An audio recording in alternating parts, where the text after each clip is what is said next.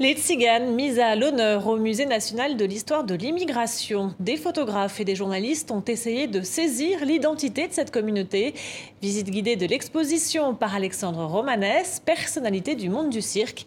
Le reportage est signé Pascal Achard et Guillaume Gouet. Alors si, ça c'est intéressant. On a fait ça, nous, pendant des siècles. Son grand-père était montreur d'ours. Lui est né sous un chapiteau dans la famille du célèbre cirque Bouglione. Alexandre Romanès est aujourd'hui ému de parcourir son histoire et d'évoquer sa culture tzigane. Mon père est né dans une verdine.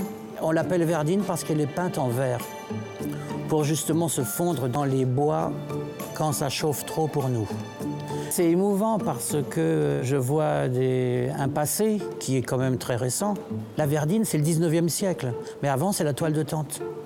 Des centaines de photos parcourent le temps, plusieurs continents, et montrent un peuple itinérant aux multiples métiers et diverses cultures, prisonnier depuis des siècles de nombreux clichés.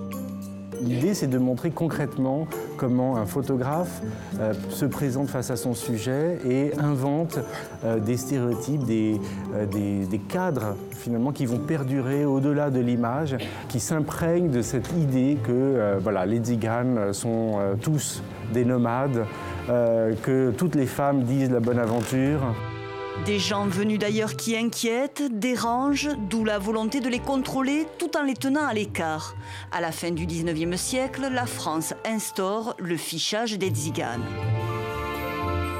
À nous, les enfants, on nous disait le gadjo va t'emporter.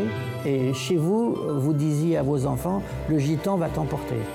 Et nous, on avait peur de vous. Nous, c'était le gadjo qui nous faisait peur. Nous, on a une plus grande liberté que les sédentaires. On n'est pas prisonnier de toutes ces conventions, de toutes ces lois, de tous ces interdits. Alors ça déplaît à beaucoup de gens. Et les gens qui nous aiment ont bien compris que dans notre tête, il n'y a pas d'encombrement. Il y a une grande liberté.